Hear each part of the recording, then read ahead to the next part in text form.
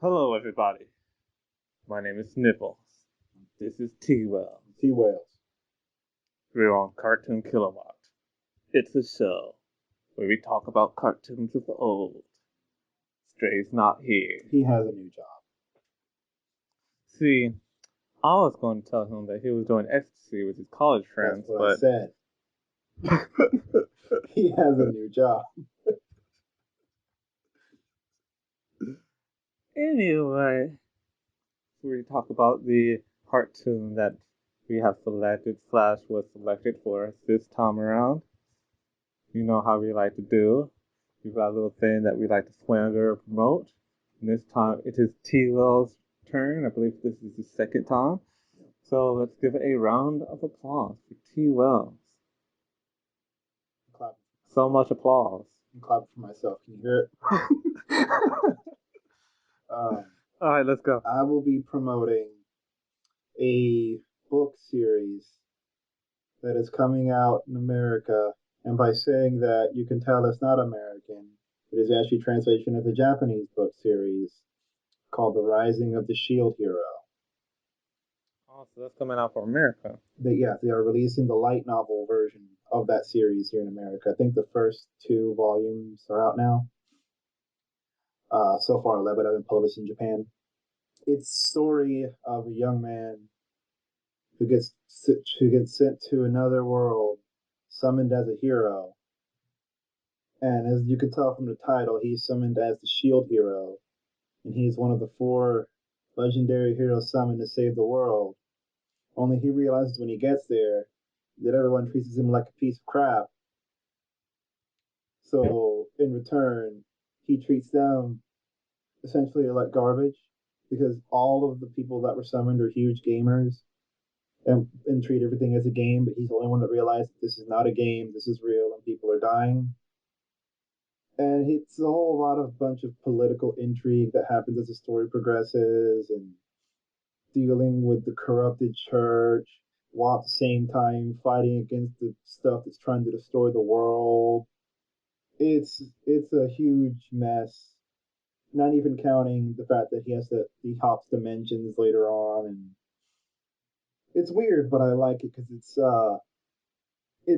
like it's a take on those, I guess, old school anime fantasy stories where a hero gets summoned to another world, or the hero's in a fantasy land, but he, instead of being praised or be the underdog, well, he is still an underdog, but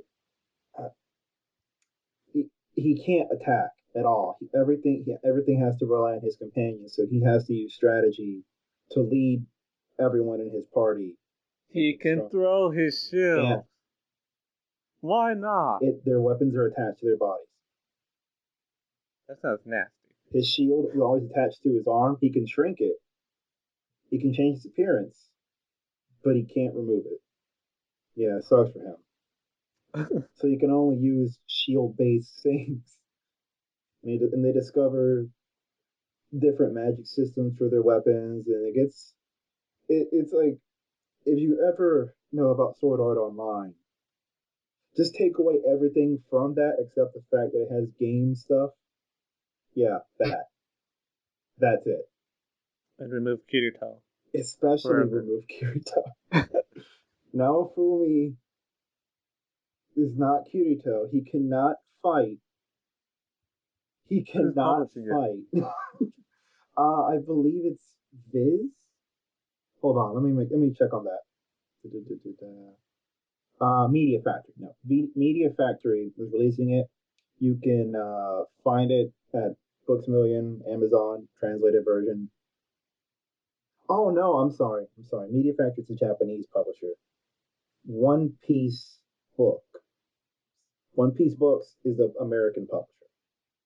So no one's ever heard of this publisher before. I'm Exactly. telling you right now, no one has ever heard of this Exactly. publisher No one's ever heard of this publisher, but they're riding the wave of Japanese light novels that are coming here. And this is the first one to be released here that does not have an anime adaptation already. A lot of the other ones that came out here have an anime or movie or something.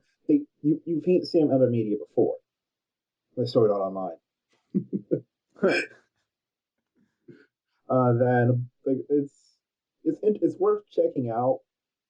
This because you'll as the story goes on, you'll start hating everyone he hates because you see just how big assholes they are. Like the man who wants to be Batman and then complains when people steal his spotlight, or the guy that's too focused on bringing justice, or the guy that just wants to bang all the women. Those all sound like good goals. But they're extremes. Like the Batman guy, he wants to be the hero, like, oh, I'm gonna secretly be the hero. But then he doesn't he like if someone else claims his spotlight, he gets mad. He's like, oh, why did everyone praise me? Because you did it stealthily. No one knew it was you. Mm-hmm. And he lands in a country of racists. They hate animal people. He's a literal Batman. No, no, no. Like Oh, it's one of the four summoned heroes. When they're each sent out to do like whatever, when they dick around the country until the next wave of evil comes in or whatever, because they have a countdown timer. They stick around doing whatever, like getting used to their abilities. He's going around like killing evil lords and then not saying he's the one that did it, and then getting mad, then blaming the shield hero when some other random person claims he did it. that sounds very One Punch Man. It is So Saitama doesn't care. essentially, yeah, and eventually he stops caring too. But I don't want to say that it's a harem because it's kind of not.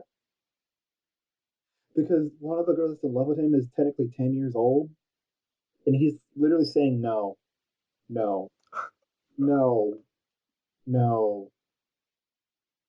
Because one day she's a little You have to girl, the understand. next day she's big and busty, and he's still going, no, no, you're still 10. Just go. In the medieval times, you didn't live to be 25, so everyone got married at 10. That was the rules. When you have healing magic, that doesn't apply. I'm probably not describing it with justice, but the plot just intrigued me. In which the hero, like this, like it was not too long after I read One Punch Man that I started reading this. You like the web novel in the manga. The web novel is a completely different story because halfway through, the version we're getting here in the States changes the story. Elements introduced much later in the web novel are introduced earlier on. And I don't know, I just like it. It's good. I mean, Yeah, it's hard to describe something you like because not everyone has the same taste as you. it is. It is. I Well, like these whole person goes to another world, but they're not they're like they're not trying to be the hero. They're not the one everyone thinks is the hero, but they end up being the hero because the actual hero is either a dumbass, an asshole, or both. a Damaso. Yeah, Well, that was Legend of the Shield Hero? Rising of the Shield Hero. Rising of the Shield Hero. So, yeah, if you feel like reading, look that up. This is a book. This is a book. It is a book. There are They words are and like paragraphs. 5, 8 pictures, just so you can see how certain events look like. That's it. That's all you get. That's all you get. Cherish them. Well, on to the main event. Sad two-person snapping.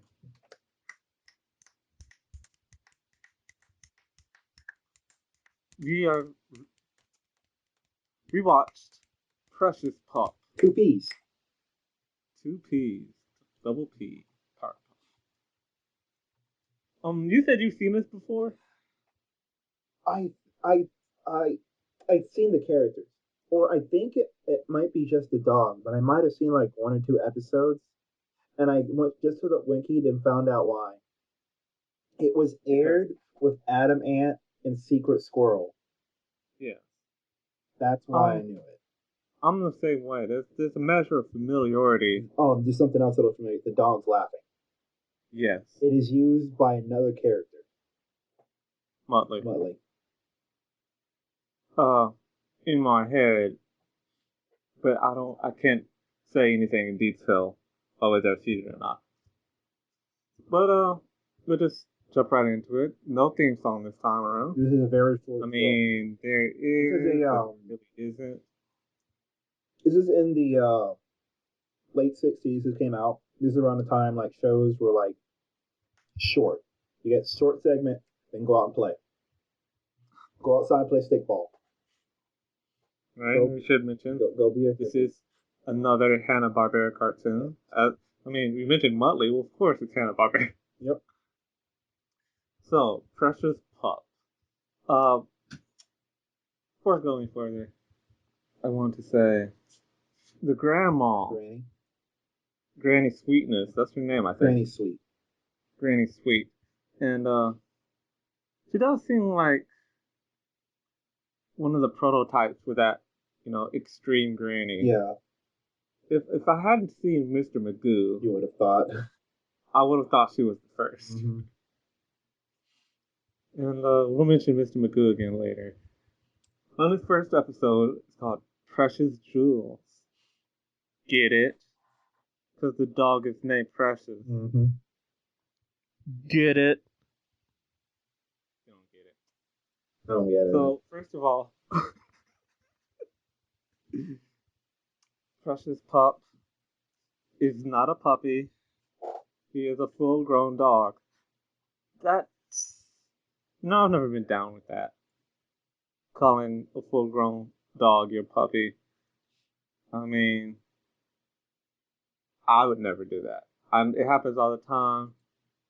It's a dog now. It's a dog now. Let it have that. It's an adult. Initially, just by, his laugh and the way he looks, I thought he'd be kind of villainous. But He no. he technically is to everyone that's not Granny. Well, yeah, the character in this is surprising, but it's a multifaceted cartoon character. He's helpful, he's manipulative, he's mischievous, he's heroic.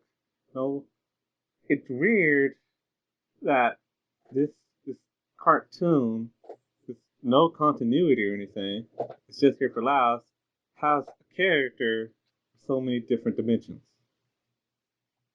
They probably didn't really think it out like that and just made him like just adapt to the situation they put him in. Like this is what he's doing.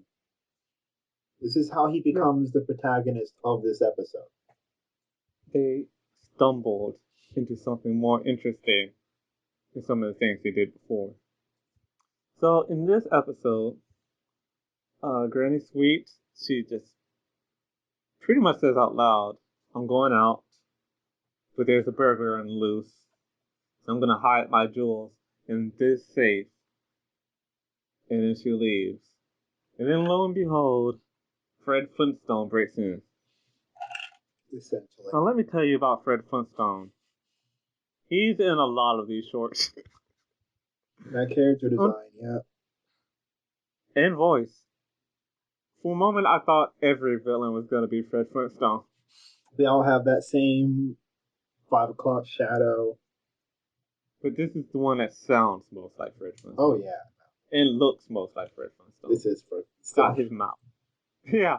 This is Fred Flintstone waking up in the future, realizing the world works on money and that he doesn't have any. Anyway, the character's name is Two Tom Louie. He breaks in through the window, and when I say breaks in, I mean he gently climbs in through the open window. And then, of course, comedy ensues. We'll go through the gags, kind of rapid fire. He sees the dog. He knows that the dog can get in the way. So first thing he does is offer the dog a bone. because he believes him to be a stupid dog. It's a regular dog. Yeah. And Precious bites him and the bone. He has a very big mouth. At this point, two-time Louie asks, "What type of dog are you?" And Precious points at his watch and infers that he's a watchdog. And that might be a throwaway gag, but it does inform everything that comes after like this episode, everything in the series, because he is a watchdog. That's that's his purpose. That's what he was trained to do. So, I mean, it comes off as a gag, but it's actually kind of an important character moment again in this one-off cartoon. So, Two Tom Louie starts digging through Granny's panties because he doesn't know where the jewels are, so he's just gonna dig through all of her stuff, all her naughty bits, and Precious. I gotta say, I initially want to say Precious Pup because that's what it's called, but I'm not calling him a pup because I just have that anti-pup rant.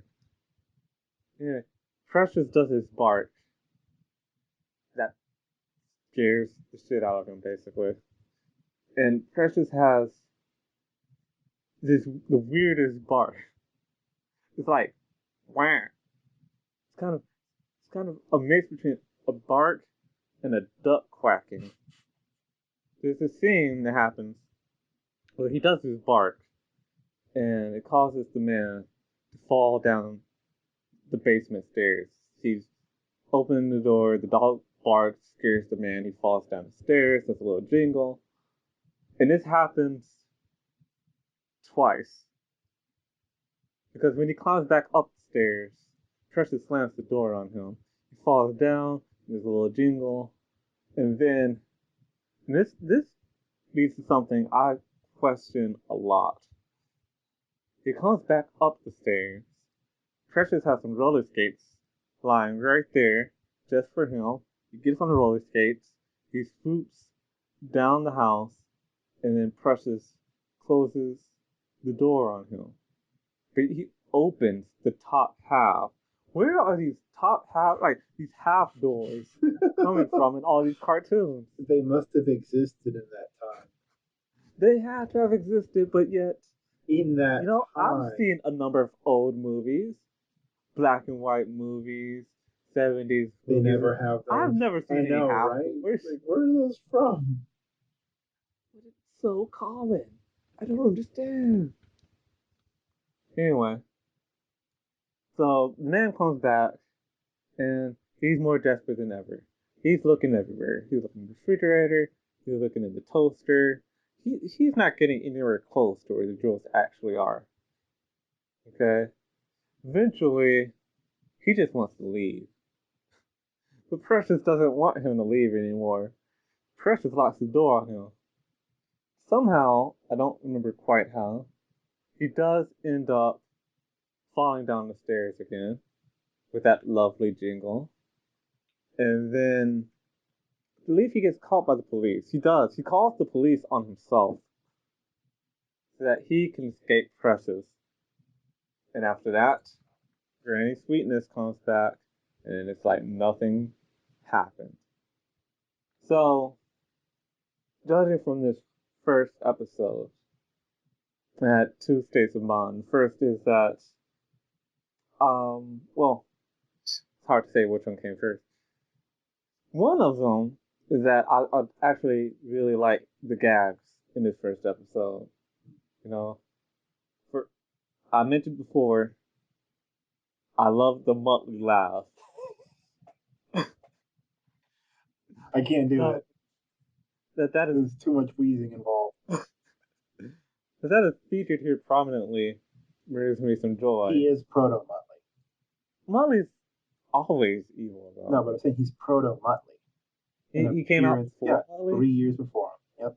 Oh, okay. Um, but I like the gags in here. You know, I really love the scenes where he's falling down the stairs with that nice jingle, and I like the way the Precious barks. It's weird, but it works. You know, in this episode, I think sound had a lot to do with it, sound effects, Mm-hmm. because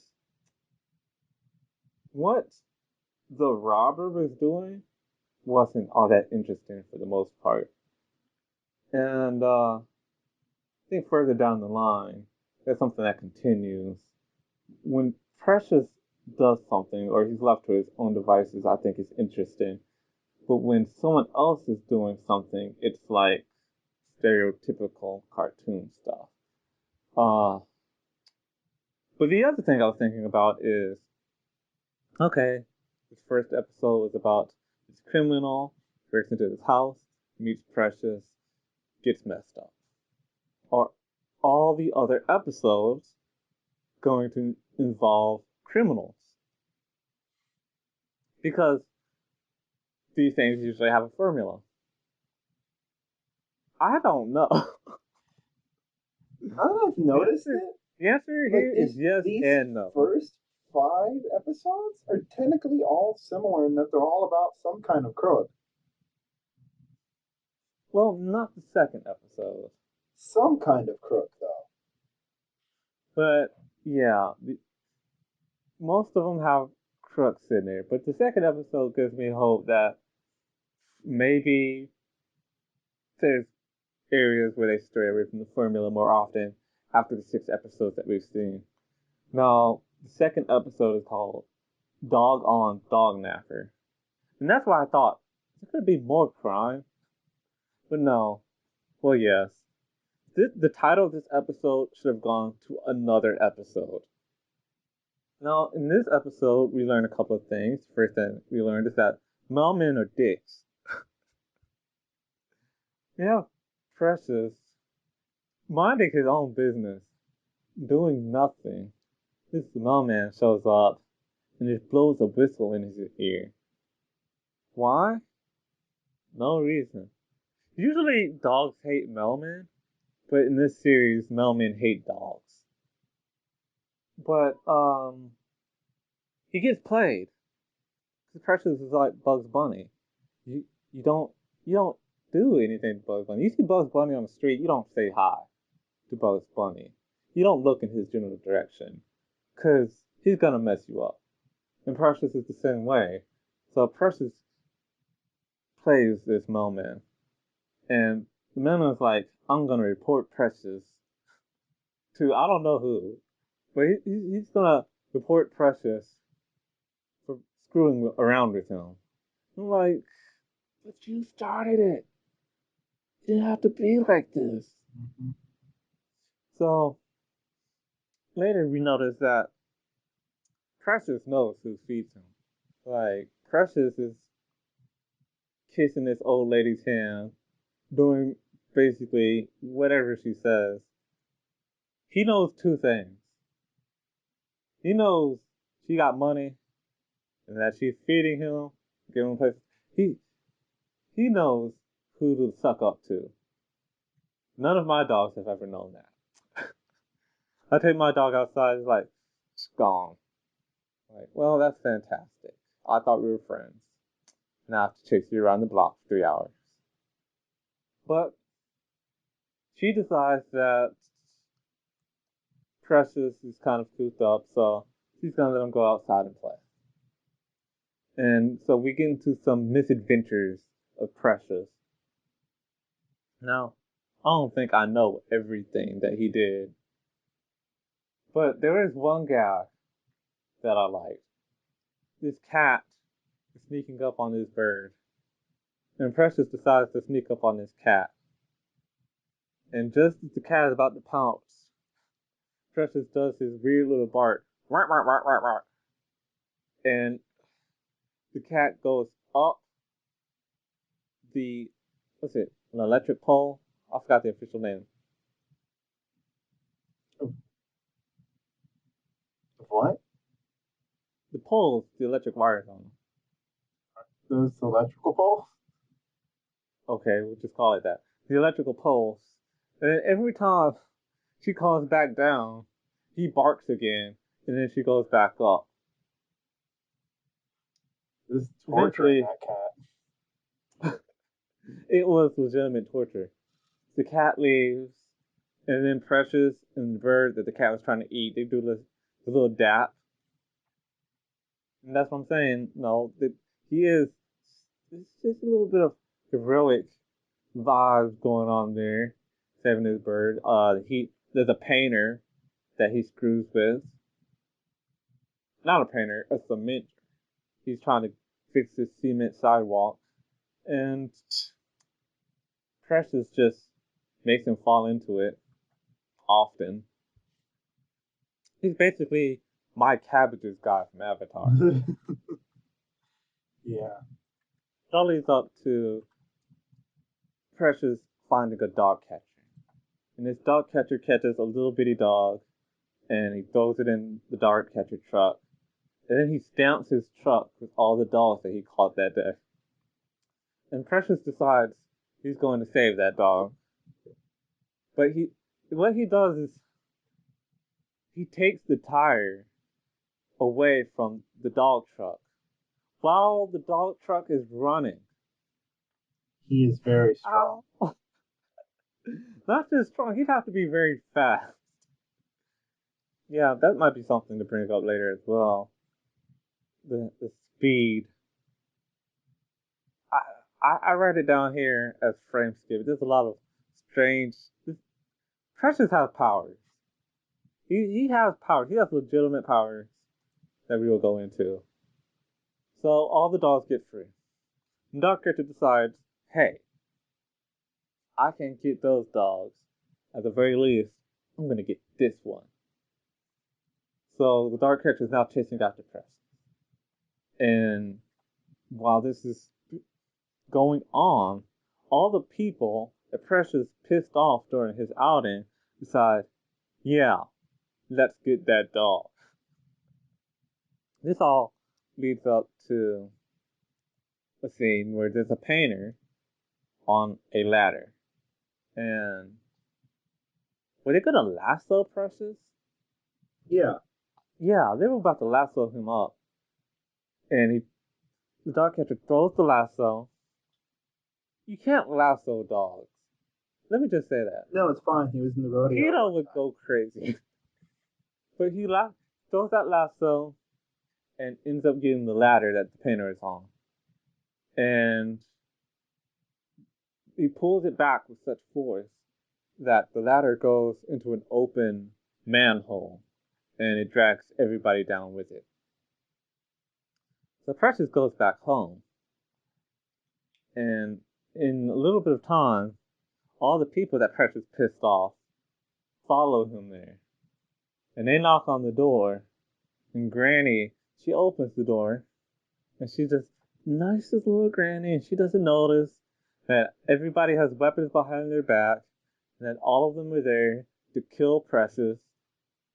And she just kind of wins them over with her hospitality. And it goes off like that, but it leaves you wondering, you know. At the very beginning, Granny was talking about how no one visits, and it's just her and Precious. And at the end, everyone's there, and Granny gets what she wants, and you have to wonder, did Precious plan it out like this? Probably. Was this all a part of his plan? Yep.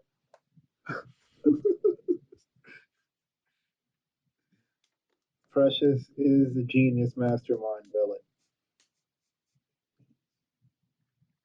He is chaotic This, good. this is my favorite episode of the ones we've seen because it does break from that formula, you know. And it has Precious in basically all of his roles. You have him being the asshole and being the caretaker and being heroic. And I like that you have a multitude of human characters in this one, not just a good guy and a bad guy. They all play a part, and they all decide they hate Precious. So in the third episode, Bites and Gripes. So in Bites and Gripes, Granny's riding her motorcycle. We don't talk about it much. I don't remember which episode that this particular thing happens, but she drives so fast. And I call it a motorcycle. It's more like a scooter, an electric scooter. Yeah, because there are no pedals. Yeah. He just sits on it. Um, she's going so fast that in order to park, it was this episode. In order to park, she has to get Precious to release a parachute. And then she basically slowly crashes into her driveway. And you wonder why that is. I believe in the last episode, or the episode before last, she just kind of crashes into her driveway as well. And there's actually an explanation for this, but that's the next episode. So in this episode, she's driving around, and then she mentions out loud, for some reason, that she's a millionaire. She says she feels like a millionaire. I honestly think she's a legitimate millionaire. She probably is. And these two guys, right next to her, they hear that. And they believe, oh, she must be an actual millionaire. Like, you're looking at an old lady. Yeah. And those two guys are Blackie and Lefty. No, Blackie is not black. They're both white. They decide they're going to figure out a way to get Granny's money. And they decide to do that by kidnapping Precious. I would like to remind you that I just a little while ago, went on a rant about not messing with Precious or Bugs Bunny. Yep. It's just not a good idea. Yep. In fact, it's so not a good idea that the last episode that we watched scares me. But we'll get to that. So here, the criminals do the same thing the last criminal did. They try to tempt him with food. In this case, it's steak. And Precious does the same thing. He bites them. It's his signature move. Bites the entire arm. And they leave with Precious on his arm. And you gotta wonder, why did he let them do that? He could have gotten off any time. And there's a lot of parts in this episode where, like, oh, he could have gotten away then. He could have gotten away then. But I think he just likes it, maybe. Just like screwing people. Could be. I'm not going to go into the pranks so much on this one because in this one, most of it is Precious biting them. It doesn't have the sheer variety that the previous two episodes did. But there is a scene, and it might be my favorite scene, in this episode where these two guys are planning how they're going to go about this. So the first thing they do is they write a ransom note. And the second thing they do is they write their signature on the ransom note. And you're thinking, it can't be this stupid. It can't be this stupid. You can write it. You can put your first and last name on this ransom note. But then the third thing they do, they're like, okay, how are we going to deliver this ransom note? Oh, let Precious take the ransom note. He knows where the granny is. So they give Precious the ransom note. They tell him to go back to Granny. And yes, eventually they do realize how stupid that was. But the dog is gone at that point. Yeah. You have to be smart to be a criminal. And these guys are not. They are not at all. So guess what they decide to do? Lasso him up. What is it? What is dog wrangling the national sport in this universe? Maybe. Well, after getting bit some more, they succeed. Actually, it's very weird how that happened. I don't know if he got bit or he barked, but Lefty just kind of flies off the screen. And Precious is left with Blackie. And then the next scene, he's tied up. And like I said, this one episode is full of opportunities where Precious could have left. But for some reason, he hasn't. So now he's tied up behind a couch. And Precious wants to watch Son of Dog. I can't even imagine what that cartoon, not even a cartoon, because in this show, that show would be a legitimate show. Son of son of dog. I was gonna say son of God. Yeah, that's what you immediately think about. Son of Dog, what would that be about? Would that be about, like, human that was born from A a human dog? raised by a dog. You know what that is? Mr. Peabody and Sherman. Oh my gosh. That makes too much sense. That makes too much sense. Yeah, basically, Lefty didn't want to watch that, so Precious bit him on the butt. Like I said, there's a lot of biting on this episode. The last, this is kind of the last prank. And here, it is nighttime. Oh, sleep. Everyone's going to sleep. And Precious asks Lefty for a glass of water. So, Lefty gets up, decides to get Precious a glass of water, because he knows deep down inside that he's kind of Precious's bitch right now. And he comes back, and Precious is sleeping on his side of the bed. He doesn't like that, but Precious doesn't like that either. So I don't remember if he bit him or if he was about to bite him, and then he hid in the closet. But the important part is this man was gonna run and hide in the closet. But remember when I told you that Precious has superpowers? And from here on out, he's gonna use it a lot. Precious friend skips into the closet before the guy can get there, and then bites him. He when's the episode? No, that's Cookout. There's a scene in there where he does what he does here that's even more inexplicable. The ransom guys, they decide, you know what, this isn't worth it. I'm tired of getting bit. We're taking Precious back. And they take Precious back to Granny. And Granny thanks them and wants to reward them for finding Precious. So she tells Precious to bring them back. And what does Precious do? He turns them into that cat from the last episode. Barks at Where him. he's just barking and they're just going climbing up the pole and slipping down, and he barks again and they climb up the pole and slip down, and it's torture. But that's how this episode ends.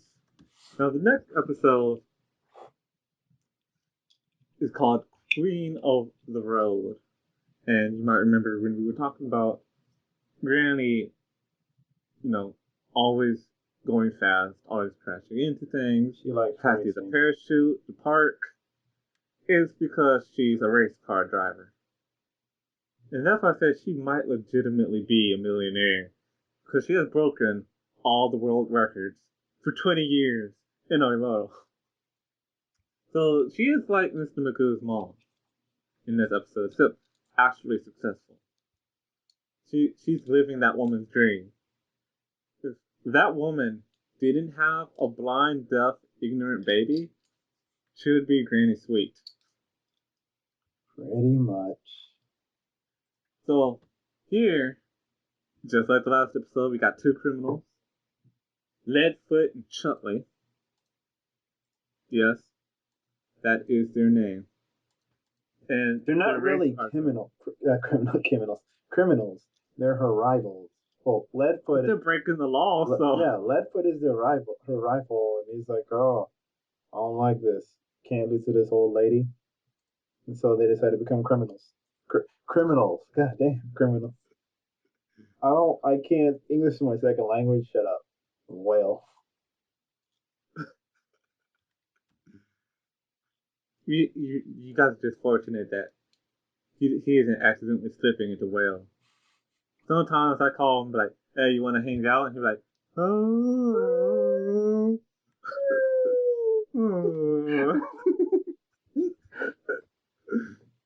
Anyway, I'm thinking about just skipping to the racing part. That's where all the good stuff Because happens. this is the first part is essentially like them watching her and then realizing that they need to steal her car to win. Because she apparently is the fucking scientist and engineer. Everything. She just everything about cars. She is the master of everything and all technology. So the race begins, and uh, their first idea is to chain Granny's car to the ground. And Muttley, not Muttley, oh gosh, no. Proto Muttley, Precious. Precious decides to do the same thing to them. And I have to say, that's basically all of the skits in this cartoon. It's what they do in reverse. And for me, that makes it, the last one wasn't interesting because all he did was bite for the most part. And this one isn't interesting to me because he's just doing to them what they were going to do to her. Pretty. No, it's very predictable in that sense. So after that, there's a detour sign, and they switch the detour sign. Precious switches it back while they're driving forward, and while Granny's driving it forward, it then switches it to their. Now I'm all confused. Switches it to the way that they had it when they sabotaged Granny, and then convinces them that that was actually the normal way, so that the criminals drive off a cliff, which is okay. It's a very small cliff. I'm actually surprised at how generous they were with the height of that cliff. If you the cartoon, that cliff would have been way up high. True. At the pit stop, they try to remove her tires. Instead, they have their tires removed. I think the finisher was they tried to put a firecracker in her car. Instead, they have firecracker put in their car. But here's the ironic thing, and I will say, just to end this episode out, Granny does win, of course. The ironic thing is, I think Leadfoot could have won because Leadfoot had all these terrible sabotages. Like in the very beginning, he didn't even have a car. So like the first 1/4 of the race, and he fell for every single one of these sabotages, and he was still on par with her. Yep. So if he just drove a straight race, he probably would have won because he's still somehow right behind her. That's confidence, people. You gotta have confidence in yourself. As per Rapper the Rapper once said, You gotta believe. gotta believe. Kick. Punch. So now we have Cookout.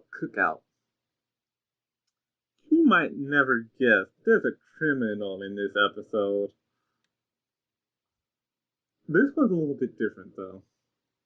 So they're going camping, Granny and Precious. While they're camping, this was his name is Sawed Off.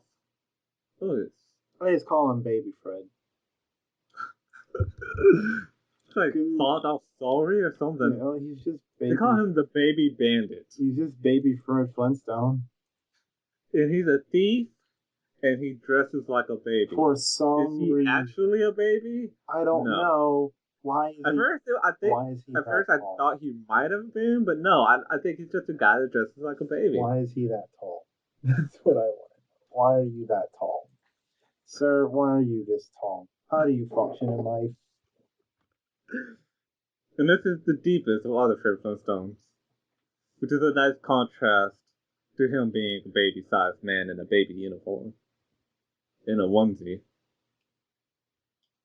So what makes this different is he kind of ends up at the campsite with Precious and Granny Sweet, but he doesn't really want to do any harm to them. He just wants to escape. But while Granny is chasing butterflies, she accidentally nets this baby. She thinks it's a real baby. She puts it on Precious and says, "Hey, watch this baby while I go get the police so we can find its parents." And I honestly think everything would have been alright for this man if he had not decided to torture Precious in his escape. He kind of tries to ride Precious away and kind of treats him like a donkey. Not a pedigree horse, because I just don't see them treated that way, even though they might be. You know, just smacking them and tugging on them and go faster. Precious does not respect that kind of attitude. So, lots of skits here. At one point, the baby gets stuck in a fence. The Precious doesn't want him riding on his back, and he pulls out a gun. Yeah, things got serious real fast in this one. He's the only criminal with a gun. Pulls it out, don't know how because he's wearing a onesie. Starts shooting guns and starts shooting bullets at Precious. I wish he was shooting guns. I want What to has the know. idea of a gun that Here's shoots one thing I want guns? to know. He's shooting a gun that is clearly a revolver. How does he Yeah, not know he's out of ammo? You can see in in it how much you have 6 shots. maybe because he's a baby, he doesn't know how to That count. is very likely true.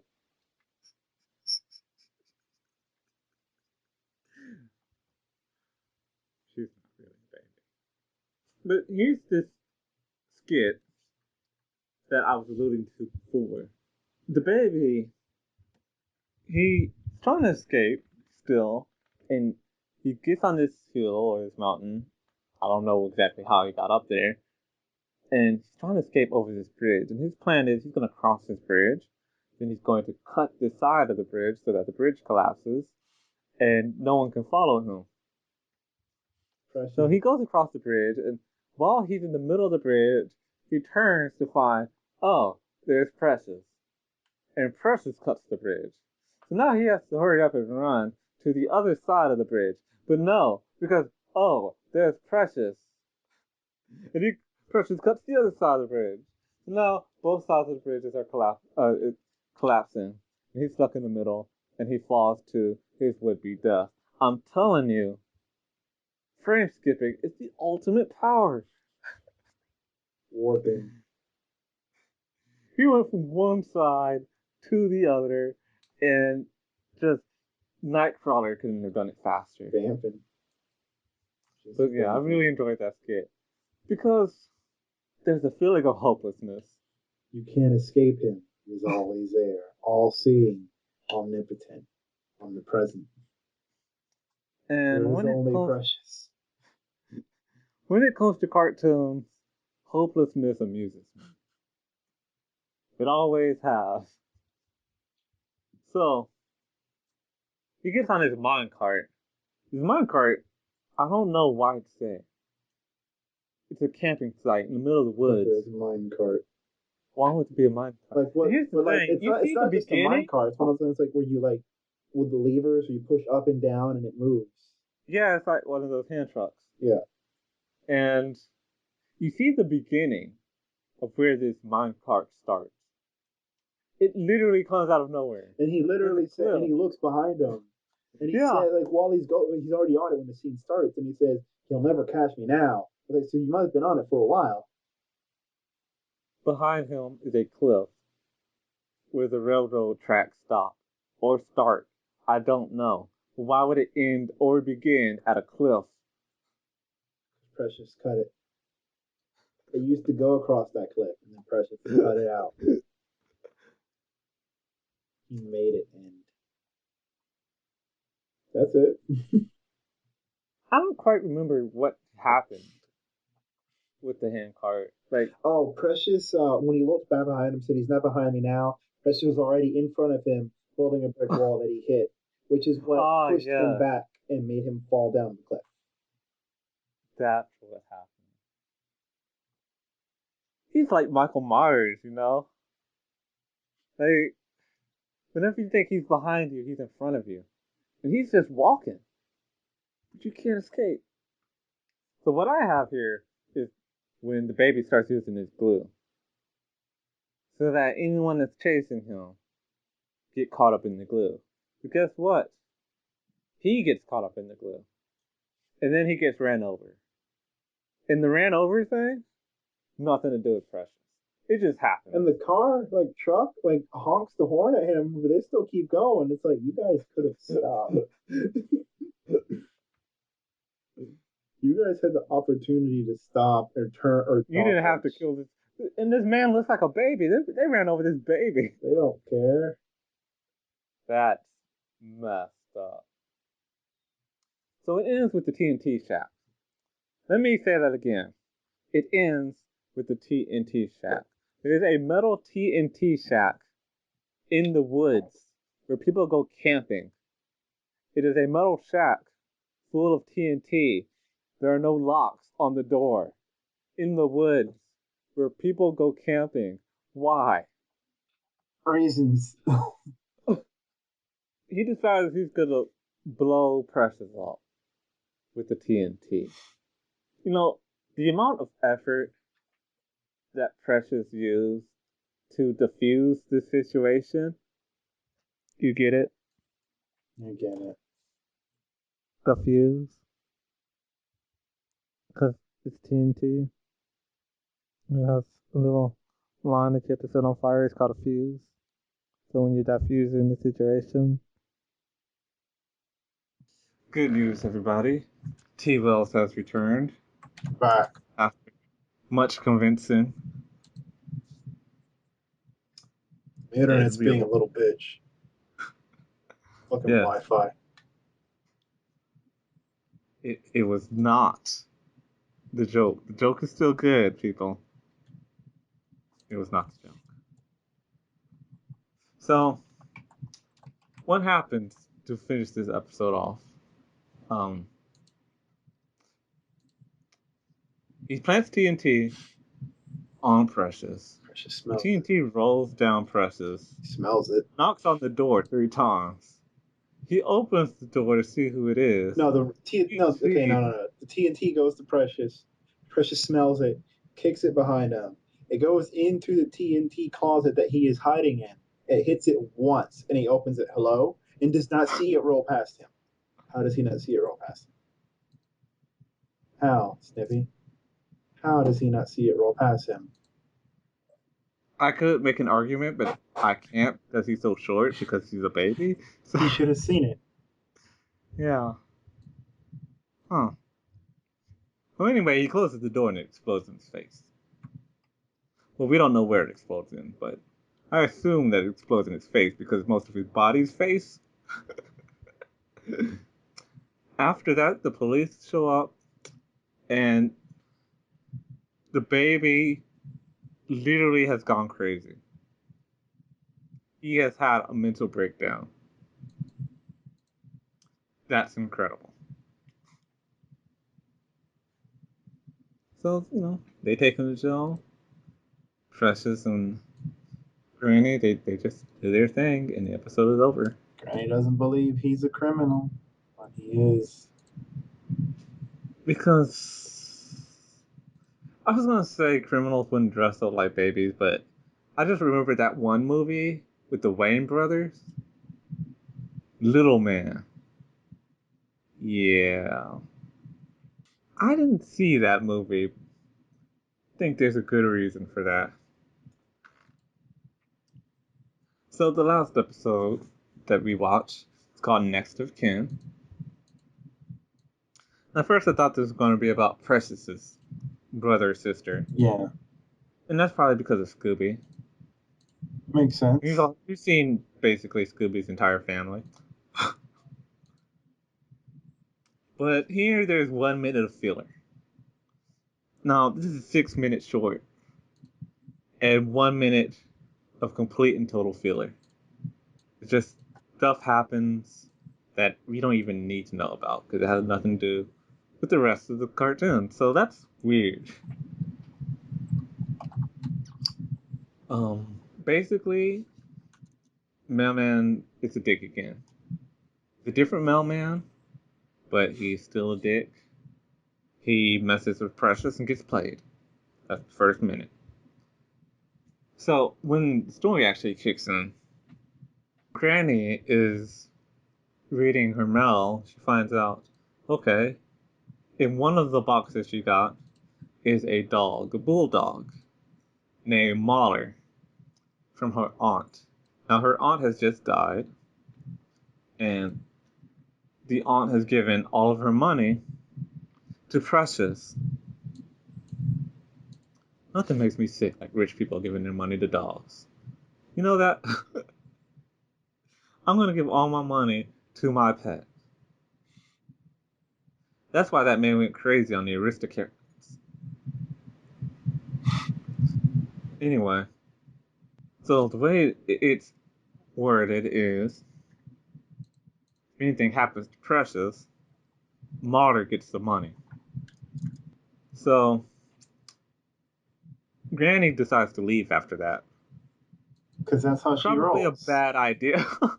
That is how Granny rolls. You know, it's Granny not. just don't care. Granny just don't give a fuck. You basically just said, listen, I'm gonna leave. One of you two are gonna die and get all this money, and then I'm gonna come back and act like none of this happened. Because in real life, that's what it would be like. If you said this in real life with a brother and maybe a cousin, and then you left, someone's gonna be dead when you get back. But she can't see through that. She's old, I guess. I don't know. Regardless, Mahler decides he's taking Precious down. But Mahler doesn't understand that Precious is a watchdog. And he's been trained for this. I mean, you look back through all the episodes, he has been well trained. In watching this episode, I start to wonder, who trained this dog? I kind of want to see the backstory, the training center, the Toon Physics Cartoon Dog Training Center. Because Scooby needs to go there. Lots of cartoon dogs can go there. Because they ain't got it like this. Anyway, Mario wants to kill Precious now. Because he wants all the money. And I like how it starts. It starts physical. It starts in a very realistic kind of way. In that Mahler winding up for the punch, but then he got judo flipped by Precious because you can't out Precious. There are a couple of gags here. I honestly don't remember most of them. Something with the bowling ball, something with a couch. I remember a gag where um, Mahler, Precious is asleep on a carpet. Mahler drags him outside to run him over with a lawnmower. Like, he wasn't playing. When someone wants to run you over with a lawnmower, if someone's trying to reenact a scene from Dead Alive, they are super serious about killing you. But Precious is one step ahead of him. He builds a slope and sends Mahler flying. Now here is my favorite scene. Maybe, possibly, out of all 6 episodes. Definitely out of this episode. And again, this goes back to Precious's superpower. Mahler is cutting a hole under Precious while Precious is sleeping. Where is he cutting his hole? There's a room under there. But was that a basement? Was that some kind of underground kitchen? I don't know. I don't know where that room came from. I mean, it might have been that Precious was on the top floor, but it would have been the first time you've ever seen the top floor. But what happens next brings back more questions. Because while Mahler is cutting a hole under Precious, while Precious is asleep, Precious is cutting a hole under Mahler while Mahler is cutting a hole under Precious while Precious is asleep. And of course, it ends with Mahler falling down the hole that Precious cut. Because you can't outdo Precious. You can't. I feel like Precious exists in like all space. Like he's everywhere at the same time. And you just see him like at one facet of space. But he's actually all over the place. So Mario decides to take things to that classic villain level. You know what classic villains like to do, right? They like to tie people to railroad tracks. So that's what he does. This is another time where Precious had nothing to do with what happened. He ties in a run track, and Mahler gets ran over on the other. So Mahler decides to try Precious on the other track, and then he gets ran over on the first track. Destiny, like, the fates are not with him on this one. Or so it seems. You're right. This may have had a happy ending or not, I don't know. After that, he tries to kill Precious with some golf clubs, but he gets his club stuck in, I don't even know what you call that because it's so old. It's not curtain, it's not blind.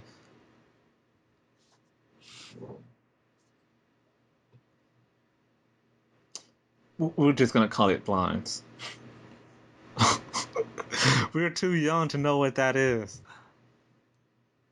He gets his golf club stuck in the blinds, and it rolls up, and he gets stuck in it. By the time Granny has come back, he's been pushed to the edge. And he's basically resorted to choking Precious to death. Yeah, he got that girl. But you know what Granny's been this whole time? She went to get some new glasses. Then she went back and she read her mail again. And she realized, oh, she read everything wrong. In fact, the aunt gave all of her money to Mahler. And if anything happens to Mahler, Precious gets the money. And so the last scene is Precious hugging up to Mahler with an evil look on his face, and Mahler looking scared, as he ought to be. Alright, everybody, it's Snipples. Now, because I've a technological problem, I've had to record my opinion on Precious Pup separately. I actually enjoyed Precious Pup a great deal. As I mentioned before, I really enjoy the character of Precious Pup. I enjoyed a lot of the gags that they used. I enjoyed a lot of the sound effects that they used. I think there was a lot of gags that didn't work. There were a lot of things that seemed lazy, but ultimately, in every episode, except for the racing one, there's always at least one gag that made me chuckle. I think it's probably my favorite of Hanna-Barbera's offerings that we've taken a look at so far. I honestly do believe that somebody working on this project had their heart in it, you know? But I also believe that maybe 26 to 50 other people were just looking to produce something and get paid. But I say that only having watched 6 of the episodes. And if they do end up repeating themselves in an uninteresting manner, like if every episode after this, well, after the last one that we saw, ended up being about criminals, well, my support for the franchise would definitely have taken a dip. But ultimately, that's not what this is about. This is really about first impressions. It's about those first few episodes in an animated series. So, yeah, thumbs up. Now, let's close this one out. Okay, so Precious Pup. It's fine. It's what it is. 6 minutes short. Nice little comedy. It's 26 episodes, so it's not long series. Classic little short cartoon.